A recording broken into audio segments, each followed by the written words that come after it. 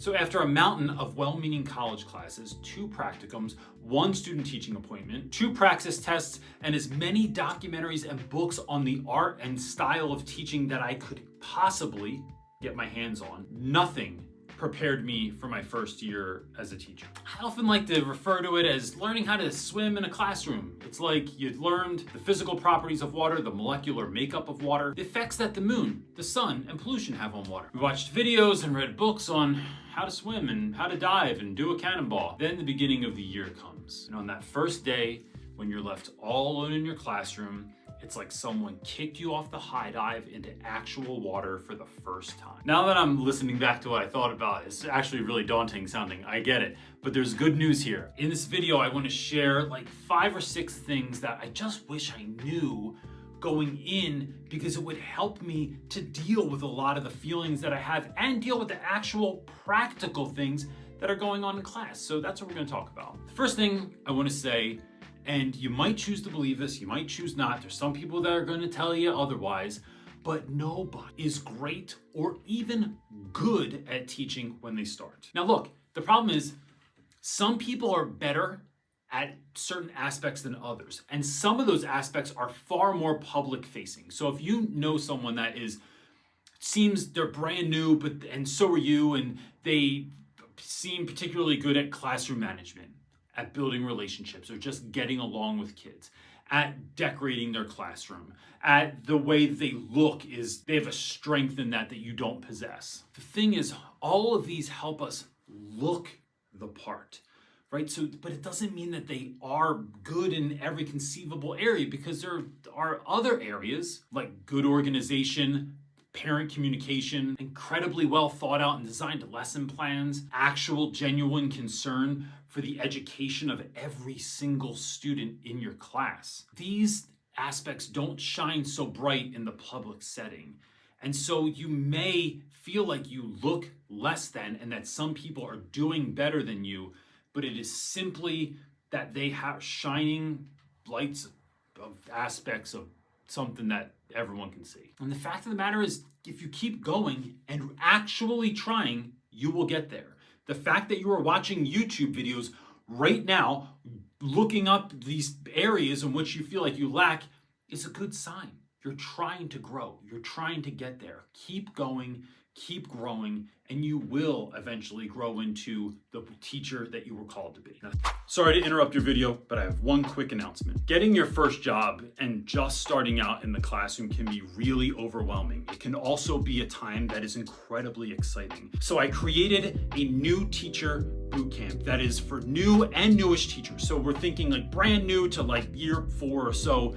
If that is you and you want to start the school year off without the overwhelm, without the panic, without the night sweats and the dreams where you show up to school with pajama pants on, I've created a workshop just for you. It's 2 nights on July 17th and 18th at 7 p.m. Eastern Standard Time, where we're gonna run you through all the stuff that I wish I knew when I started teaching, and all the stuff that I teach new teachers when I'm working with them at their schools. Everything from getting organized to setting up your classroom for the first day, beginning of the year classroom management, how to start connecting with your students, how to balance all of this stuff in your life, and how to have an outstanding and memorable first day of school. You can click the link in the description box below to get started, to check it out, see if it's for you, or just go ahead and purchase it. We hope to see you there. Now, back to your video. Second thing I want to say kind of builds off of that is do not waste your pain or your progress. So what does that mean? Being a great teacher is a lot like being a great detective. You're constantly looking for clues for what worked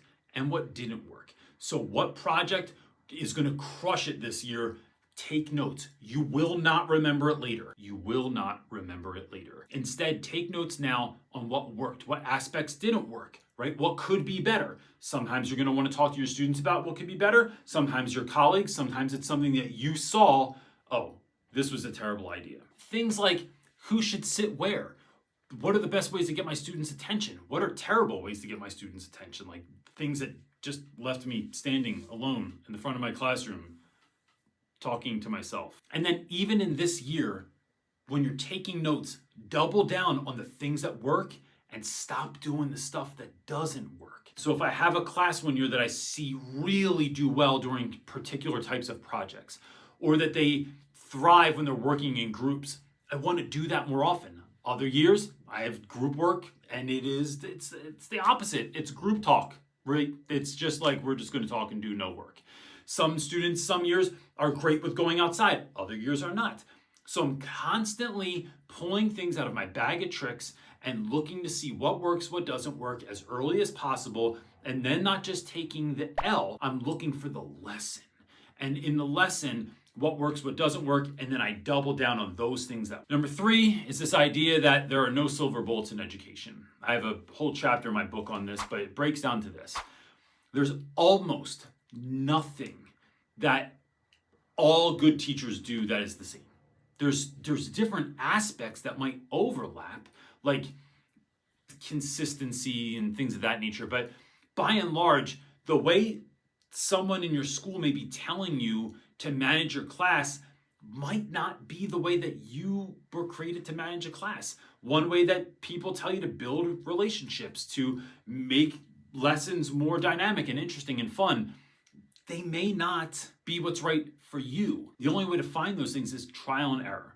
Try stuff, see if it works. If it doesn't work, dial it back, try something new. But you're constantly looking for what works and what doesn't work, because just because your school says, this is how we're running classroom management this year, this is how we're running parent communication, this is how we're running whatever, doesn't mean it works for everyone. Number 4, this one's hard, right? This is a hard pill to swallow, but I'm gonna break it down for you, and it's gonna work in the end. Most students do not care that you care. And even if they do, they're not gonna tell you. There are outliers to this.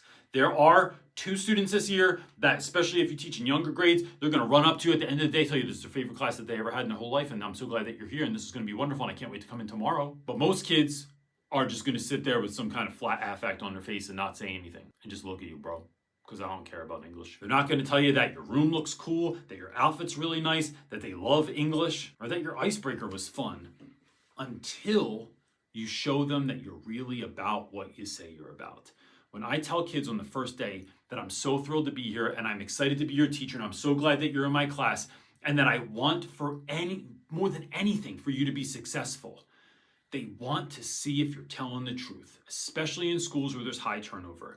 Those students do not believe that you're going to stay. I'm going to wait you out, bro, and see if you're really about what you say you're about. And then when you build those connections, when you stick to what you say you're going to do, when you are uber consistent in all things in your classroom, then and only then kids will start letting you in. And once they do, then it's game on and your classroom will flourish. So do not be put off by the deadpan stares at the beginning of the year. Because why are you even talking about this? Because it can change. And the last thing I want to get into today is that idea that, look, this year, you're going to notice that you might be a little different in any number of ways. Some of you in a lot of ways from the rest of the teachers in your school.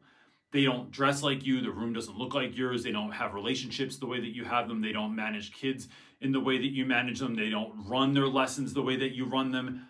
Just because what you're doing is different does not mean it's wrong. In all the schools I have ever worked at, which has been 2, so it's not been like 100 of them, but I've never met anyone else that blew bubbles in the hallway, that sprinkled confetti on kids, that had dance parties in their classroom, or that put a student in charge of sound effects while we're reading. Never met anyone that took as many trips, and never met anyone that read in voices, right?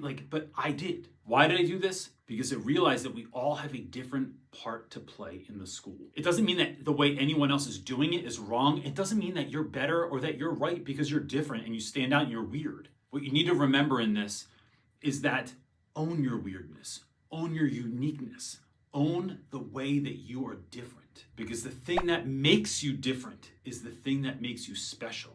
And that might be the way that some kids need to learn. That might be the environment they need to be in a classroom. And if you're too afraid to do this, I want you to think about the example you're being for your students. When you're scared to dress the way that you want to dress, to run your classroom the way that you want to run your classroom, to have the lesson, to come in a costume, to transform your whole hallway, whatever it is, but at the same time, you're telling your kids to be themselves, to work hard, to not think about what other people think. We need to be the example of every single thing we want for our students. Look, I want to help you start the school year off with the best possible content available. And so we've created the New Teacher Bootcamp. It's for new and newish teachers that are looking for a way to really kick off their school year, to make it something dynamic, to make it something fresh, something new, something maybe they never tried before. It's a 2-night event on July 17th and 18th at 7 p.m. Eastern Standard Time. You can find the link for all the information and sign up below. I hope that we see you there. That's it for this time, gang. Peace.